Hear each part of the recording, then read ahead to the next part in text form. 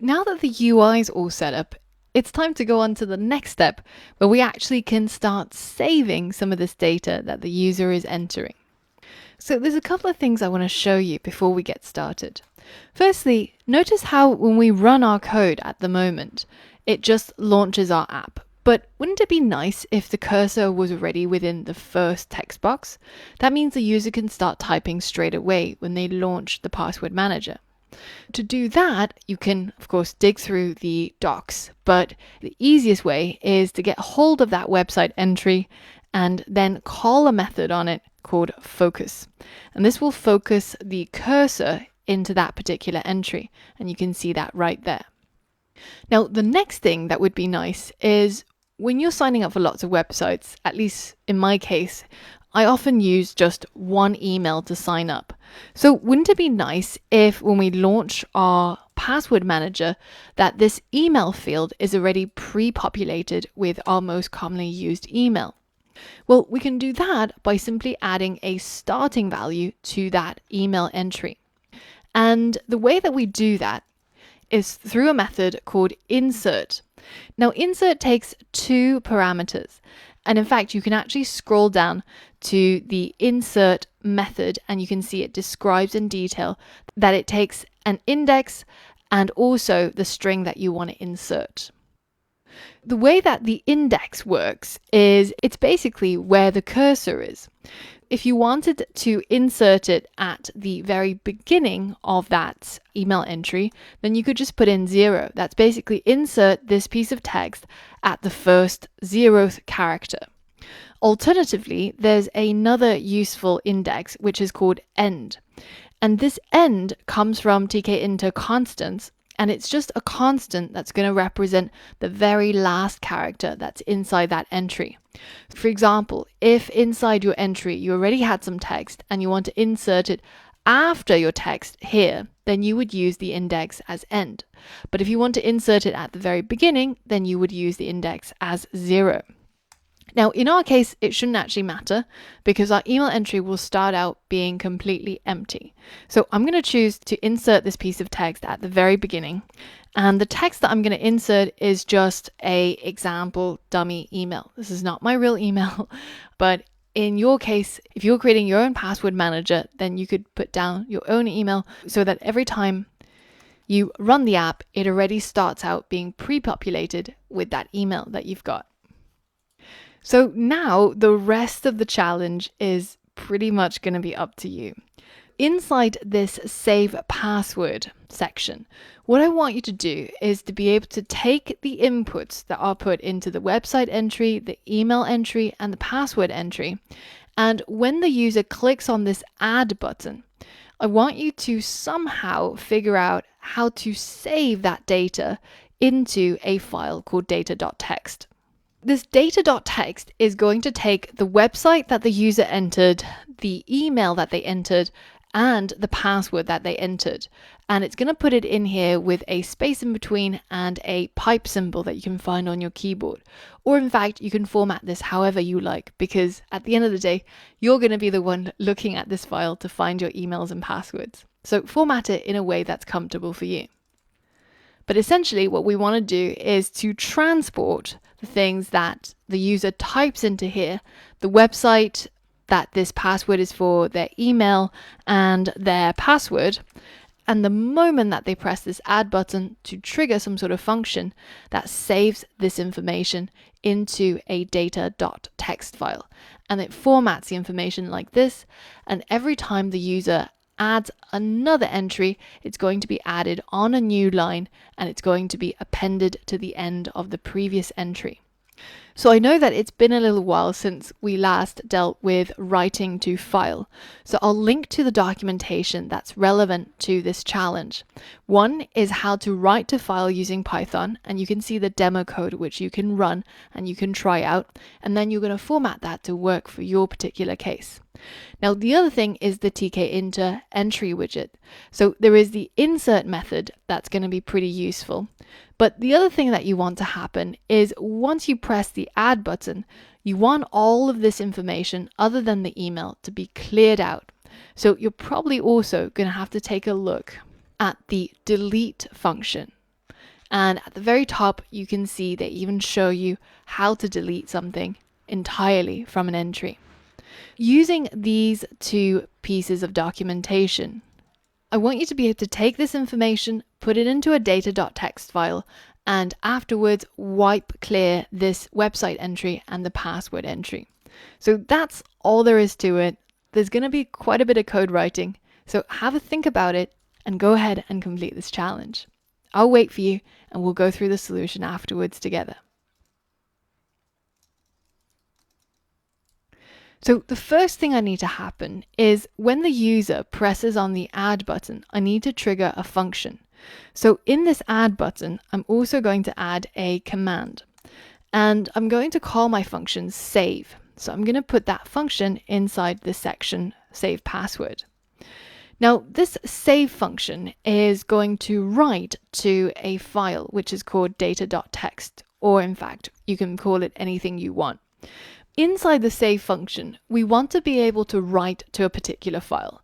So we need to open the file and then we need to write to it. And we can use the option A to append to the end of the file, or write, which overwrites any existing content, or read, which just reads the actual file. Now in our case, every time we add a new password, we want to add it to the previous passwords. So we're going to need this append. So let's go ahead and open a file, which we're going to call data.txt, and we're going to open it using the append mode. Now remember that when you're opening a file using the append mode or the write mode, and that file doesn't exist, it's simply going to create it. We're going to open this, and you can either save it to a file name, so you could do it like this, data file equals open, or you might have remembered that previously we spoke about the with keyword. So we can say with open this particular data file as our data file. And what this allows us to do is it will close this file automatically without us having to later write file.close. So it's a much better way of working with files. But if you didn't remember the with keyword, don't worry, using the open will still work. Now, once we've opened our data.txt in append mode, the next step is to actually add the pieces of data. Now, how do we get hold of data from our entries? Well, that's where the entry documentation comes in handy. And you can see even at the very top, it tells you that to fetch the current entry text, use the get method. So the entry.get. We can get hold of our website by getting hold of the website entry and then calling .get.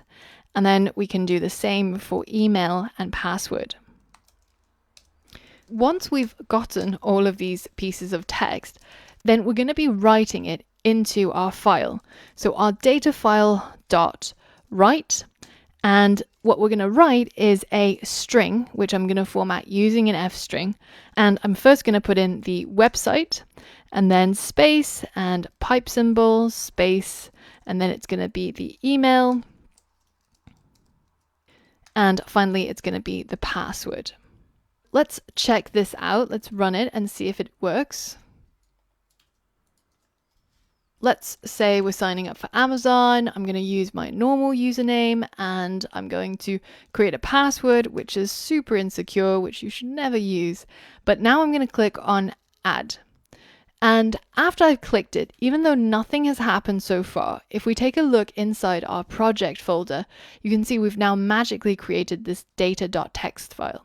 And you can see it's formatted our website, email, and password all into that file. So that's pretty much a success. Now, the other thing I mentioned is that it would be nice to get some sort of indication that it worked, right?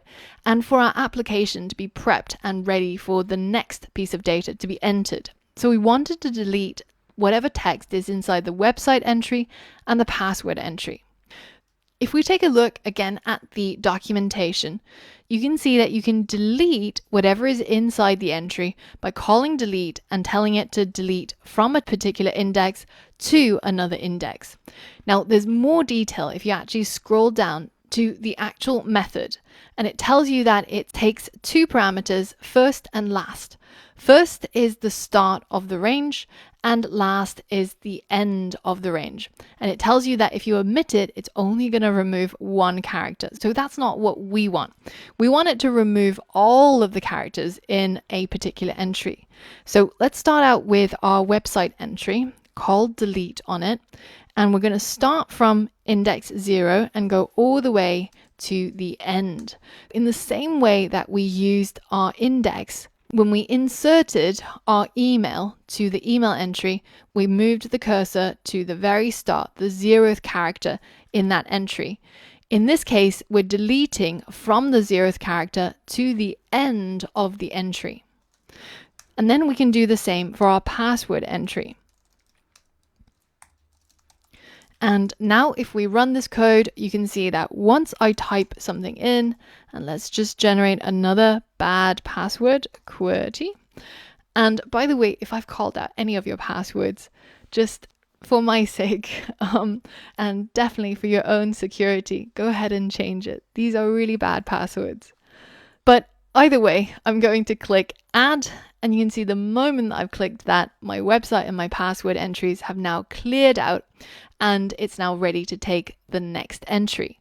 And back in my data.txt, I've now got another entry. But notice this, it's been added to the end of the previous entry, but it's on the same line. That's a little bit confusing. Now, you might remember this special character, which is \n. And that allows us to enter things onto a new line. Let's delete everything that we've got in here so far, and let's hit save so that we can start from scratch.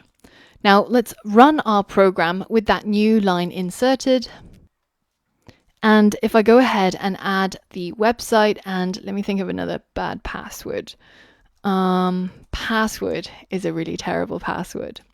Now if I click add, you'll notice that those fields disappear and that the password gets added into here.